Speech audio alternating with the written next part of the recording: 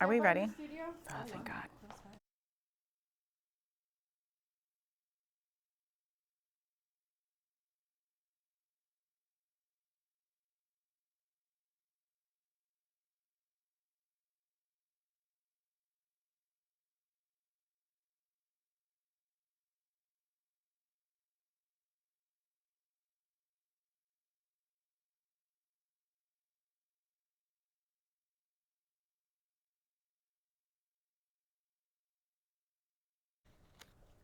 Coming up, a new UN report alleges that the United States killed dozens of civilians in an airstrike.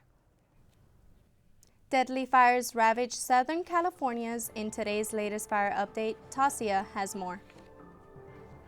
There's all sorts of drama and fun in entertainment, and Chad Francis will make sense of it all. And high wind warnings have expired for San Diego County. Find out what changes are heading our way. Newscene starts now.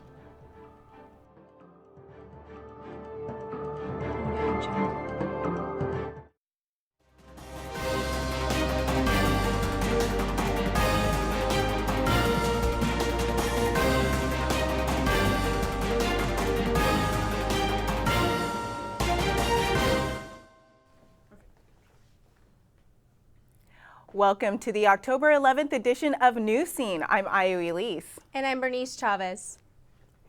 A new report from the United Nations alleges the U.S. airstrikes killed over 30 civilians in Afghanistan back in May.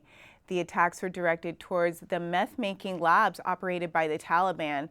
The UN report further states that it's investigating the cause of the more than 30 civilian deaths. The U.S. military denies killing any civilians.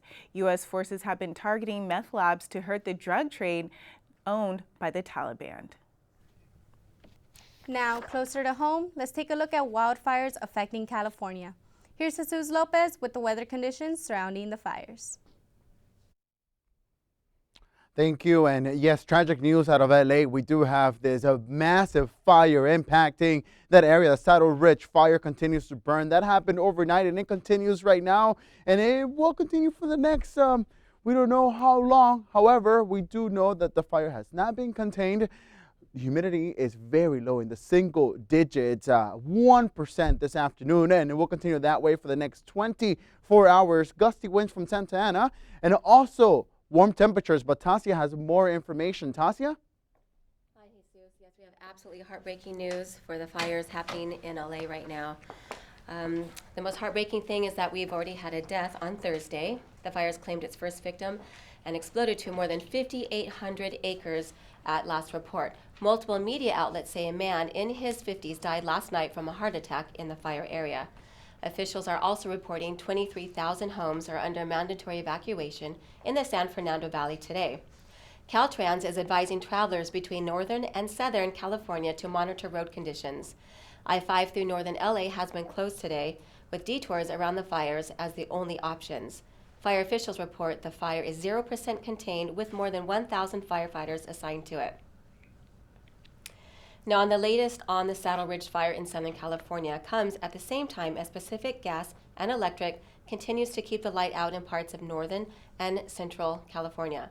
As many as 800,000 residents were hit with a planned power outage that was expected during this week's high winds. Earlier today, it was confirmed that about half of the 57,000 still in the dark finally had their power returned. PG&E chose to power down these communities as a safety precaution. The concern was strong winds and dry conditions could contribute to sparking a wildfire from damaged power lines. Utility malfunctions are to blame for the fire in Paradise, California, and the 2017 wine country blaze. This is the largest planned power shutdown in California's history. Residents had to scramble to prepare for the outage. Gas station lines were long as people waited to fill up their cars. People stocked up on ice and pulled out their generators. PG&E calls the decision to cut power a last resort. Increased fire risk associated with these conditions, we took this step to ensure the safety of our customers and our communities as a last resort. And we're committed to reducing the risk of catastrophic wildfire events. Angry residents said PG&E should have repaired any faulty equipment to avoid these blackouts. Some state officials are complaining about the huge inconvenience and disruption this places on lives. They are also wondering where millions of dollars that PG&E earmarked for repairs and safety improvements went. That's all we have for the lead report today. Thank you, and back to the desk. Thank you, Tasia. Now, Turkey's military forces have made an advance into the northern region of neighboring Syria, with warplanes and artillery hitting the area. The territory has been occupied by the Kurds, who have been key allies to the U.S. against the Islamic State. Turkey wants to create a safe zone cleared of Kurdish militias for Syrian refugees. The offensive includes airstrikes that started after President Trump announced his plan to remove U.S. troops from the area. In Germany, instances of anti-Semitic violence are on the rise, as the attack on a synagogue leaves 2 dead.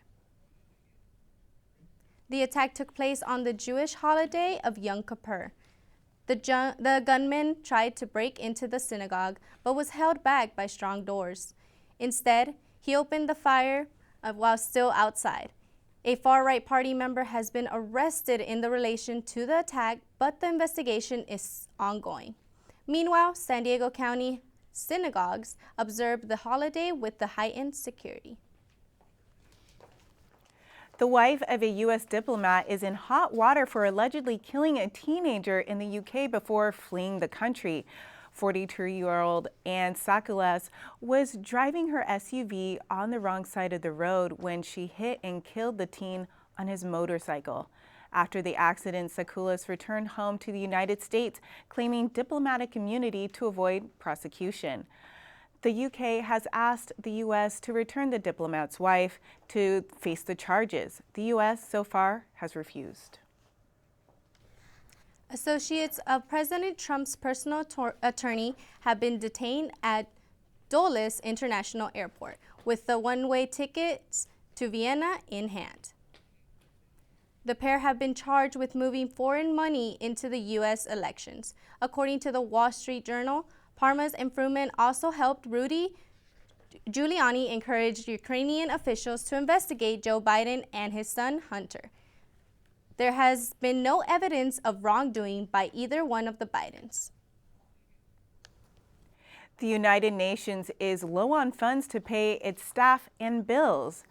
Out of the member countries the United States owes the most, the Trump administration owes the United Nations almost $1 billion, and the U.S. is responsible for 22% of the peacekeeping budget. UN Secretary General Antonio Guterres warns there's a risk the UN may run out of money by the end of the month. The CDC urges the population to get vaccinated as soon as possible. Could the flu season affect you? Find out when it peaks. Why is China breaking its ties with the NBA? And goals were made by our very own City Knights. Find out the total tally after the break.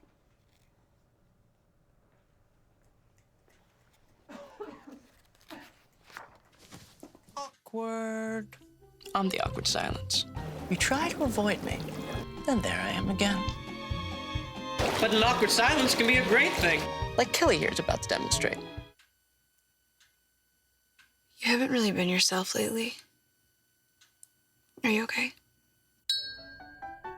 Find out how you can help a friend with their mental health at seizetheawkward.org. I'm Jenny Garth, and as a mother of 3, I know kids worry about a lot of things. Getting enough food to eat shouldn't be one of them. But here in America, that is a real worry for 1 in 5 children. This is unacceptable, and something Feeding America is working to solve. Through a nationwide network of food banks, Feeding America serves virtually every community in the United States, including yours. See how you can help your community. Visit feedingamerica.org. Together, we can solve hunger. Together, we're Feeding America. Hate rears its ugly head in Little Italy, with a 50-year-old suspect under arrest. 3 women dressed in traditional Muslim clothing were assaulted on a Columbia street midday Sunday. The suspect, Kyle Allen is accused of taunting the woman with racial slurs, which quickly escalated to physical violence. The women were slapped, punched, and one of them had her hijab ripped off.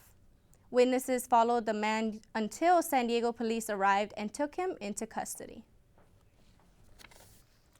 Now, more than a dozen people are in custody after a suspected human smuggling operation was stopped in Coronado. Air and Marine Operations noticed a suspicious boat off the coast of Coronado. They quickly intercepted the vessel as it docked on the ferry leaving in Coronado. According to Border Patrol, all 13 people involved were taken into custody for further processing. The Trump administration has stopped importing goods from 5 countries based on allegations of forced child labor. U.S. Customs is holding shipping containers of baby clothes sent from a Chinese company and sold at Costco. The government is also holding gloves from the industry leader and sell at the port of entry until investigations have been completed. Education Secretary Betsy DeVos has been threatened with contempt of court after continuing to collect student debt on federal student loans from bankrupt Corinthian colleges. DeVos was ordered to stop by a judge a year ago, but since then, 16,000 students of Corinthian College were billed and had their wages garnished. In 2017, students sued the Education Department for failing to provide loan relief to students who have been defrauded by predatory lending. The Senate may finally be addressing the sewage problem along our southern border. $20 million have been approved this week for projects that include the ongoing sewage spills over the Tijuana River. Senator Dianne Feinstein, according to 3 different bills, calling the ongoing crisis unacceptable. Imperial Beach has already sued the federal government due to the violation of the Clean Water Act. The City of San Diego and the state of California have also filed similar lawsuits. Doctors are sounding the alarm on STDs after yet another increase. For the 5th year in a row, reported cases have hit a record high. More than 2 million cases were reported by the Centers for Disease Control in 2018, hitting teenagers and young adults particularly hard. Researchers blame cuts from local and state prevention programs. Doctors are urging you to get a flu shot now ahead of what is expected to be a brutal flu season. 2 flu-related deaths have already been reported in the United States. There are a number of ways to avoid the flu, including washing your hands and staying away from people who are sick. Flu vaccines are available at many doctors' offices and pharmacies around the country. A new state law will make HIV protection drugs available without a prescription. One of the drugs, called PrEP, can greatly reduce the risk of getting HIV when taken daily. The other, named PEP, can reduce risk when taken 72 hours after exposure. State Senator Scott Wiener, who pushed for the law, said these drugs are key to ending HIV infections.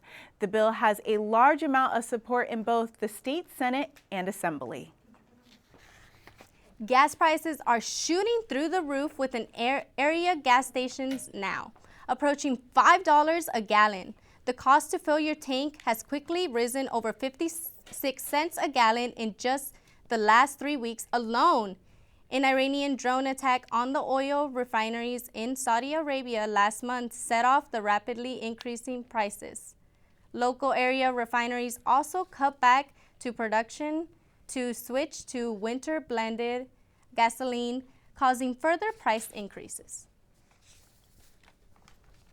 Governor Newsom approved a law designed to protect renters across the state. Newsom signed a bill that would limit increases to 5% plus inflation until 2030, starting in January. It is estimated that the law will impact 8 million renters in the state. California is the second state to create a large-scale rental regulation to address the housing crisis. Just incredible. From the NBA and the China tension to sports on campus, Vicky has more. Thank you, Ayo and Bernice. We're going to start with baseball. The MLB is getting ready for the Fall Classic. 4 teams are made, and the National League Championship Series is set to start tonight. The Nationals will face the Cardinals in St. Louis in the best-of-7 series. The American League Championship Series will begin tomorrow with the Yankees facing the Houston Astros. The games will be broadcasted on TBS. And the medals keep coming for the greatest gymnast in history. Simone Biles has taken the World Championship by storm, winning her 5th all-round title. For a little perspective, no other woman has won more than 3, and the 4'8" Dynamo left the meet in Germany with 21 medals. 2 incredible breathtaking skills that are now named after Biles, as she was the first to successfully land them.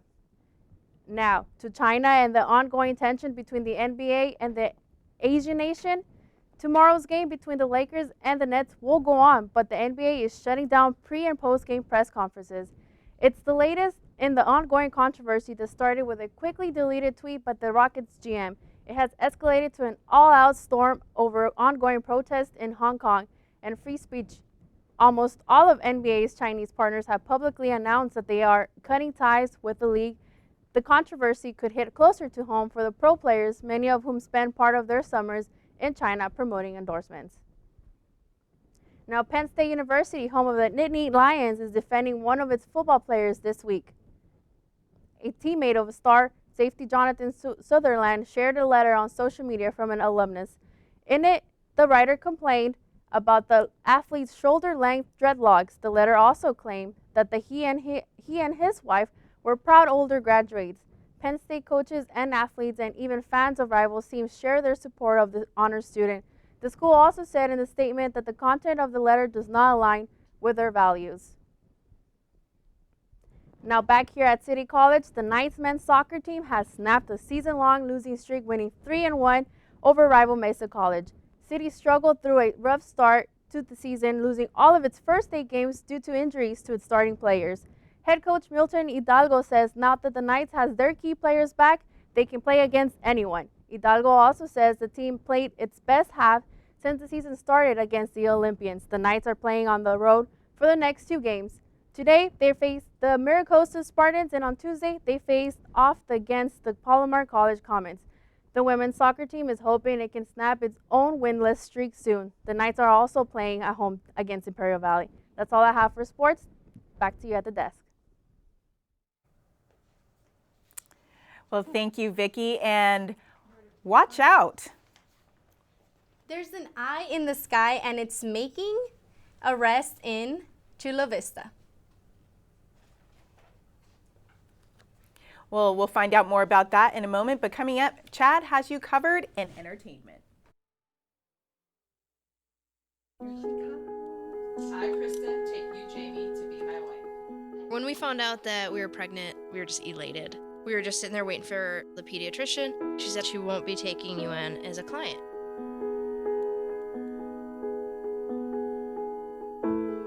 We are a lesbian couple, but she's just a baby. She's the one you're denying the service to.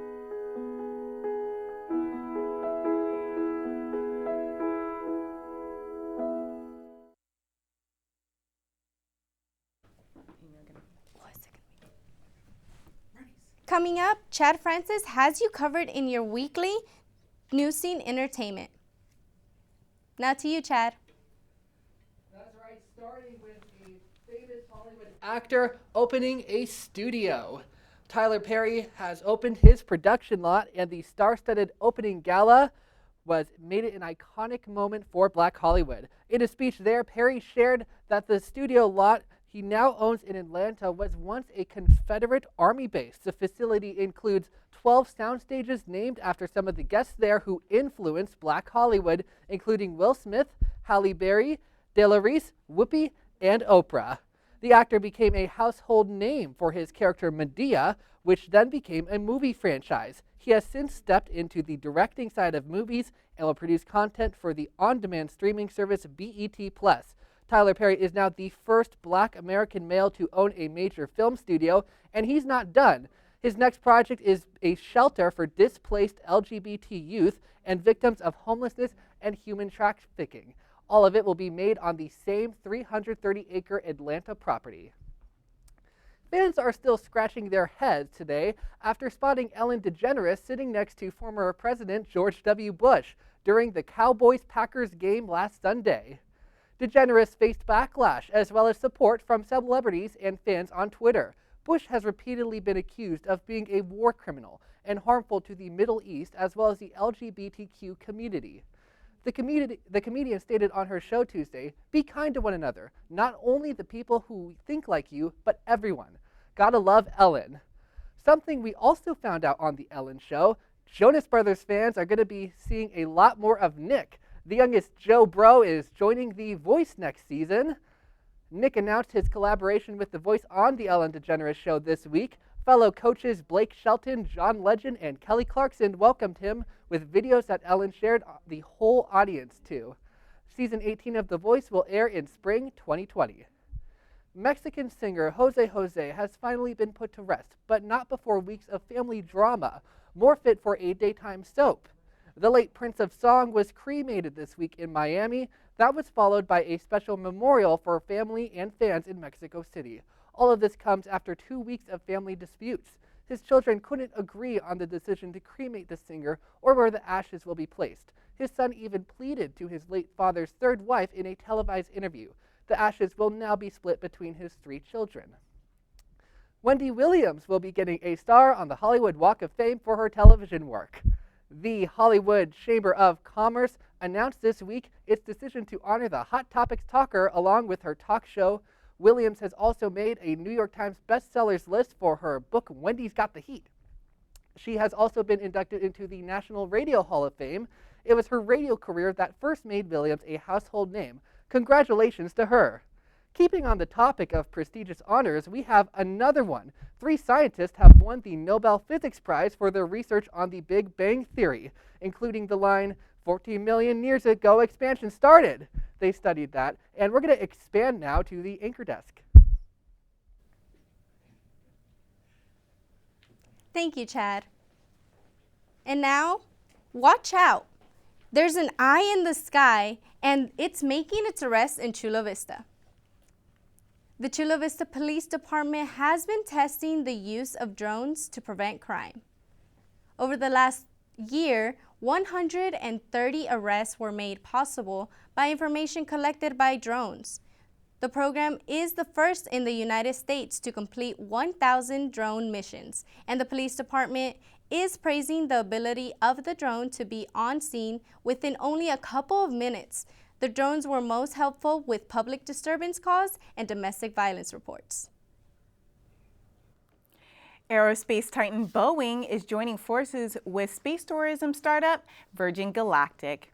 Boeing has announced the pair would be developing new high-speed aircraft and spacecraft, boosting space tourism and revolutionizing air travel are among the company's goals.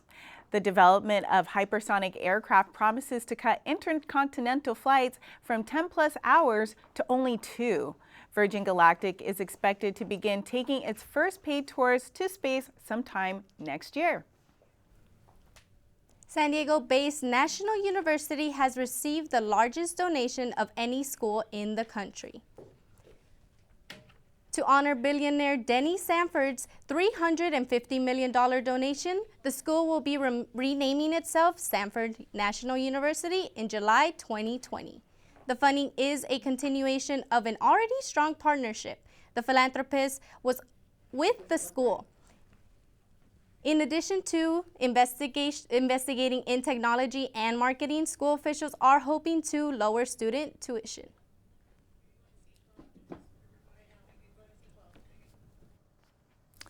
And we're going to find out more about gusty winds, fire danger, and red flag warnings, all in our report about weather. So coming up after the break. Queen is just my everything. His smile did it. His smile, his eyes, his knowledge. My landlord, he decided that he wanted me to move based on the fact that I was transgender.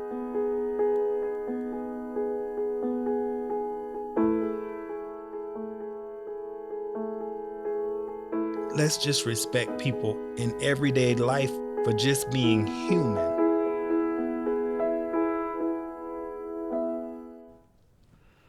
All right, it may be early October, but you know what? I'm looking forward to learning more about weather. Jesus, what can you tell us?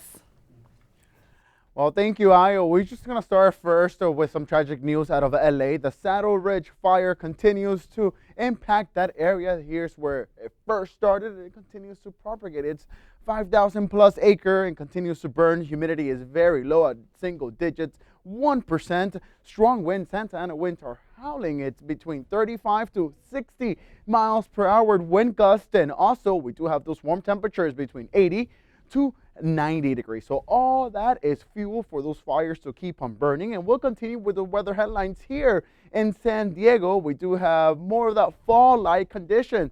Patchy fog returning, especially during at nighttime after 11 p.m. Returning in the morning hours and burning by 11 a.m. Cooling trend will also start, and it will continue to next weekend. Warmer temperatures, but just ever so slightly. We'll continue to have that nice fall weather. Let's see those conditions for tonight, and also will continue for tomorrow as relative humidity continues to be the key factor. Even though we may not have fire danger here, the ingredients are there, so better watch out when you throw any cigarette butts out there or even make a campfire. We do have those relative humidities in the single digits, and will continue that way even for tomorrow. Humidity will continue to be in the single digits, so be very careful out there. Conditions are very dry. Even though we're not in the warning area, we do have the high fire danger. Now we continue, and we'll see those conditions or temperatures for tonight. Temperatures will be in the upper 50s, and the average low is 63 degrees. So a little bit chilly, so if you're doing anything out tonight, especially going down to downtown, make sure you grab a light sweater before you head out. And weather conditions for a weekend will be very nice. Temperatures will be in the upper 70s, almost flirting with those 80s, so conditions will be okay to go to the beach. Make sure you wear a lot of sunblock. We'll have those a lot of sun, even though we'll see some patchy fog during the morning hours. And if you're working in the morning hours, make sure you reduce your speed and have the fog lights on. Not the headlight, not the high beams on, the fog headlights. Make sure, because the high beams actually blind people as you drive. For the night time outlook, patchy fog will continue. That is, the marine layer will roll back in. That is due to the inversion of temperatures. It's cooler in the ocean and hotter in inland. They mix, create that surface cloud, and that is our fog. That's all with weather. Back to you at the desk. Well, thank you so much, Jesus. That was a great report, right? It really was. Well, that's it for Newscene. Thank you so much for joining us. I'm Ayo Elise. And I'm Bernice Chavez. And we'll see you all next week. What are you looking forward to? I'm looking forward to sunshine. Yeah. And maybe a little bit of fog. We'll see.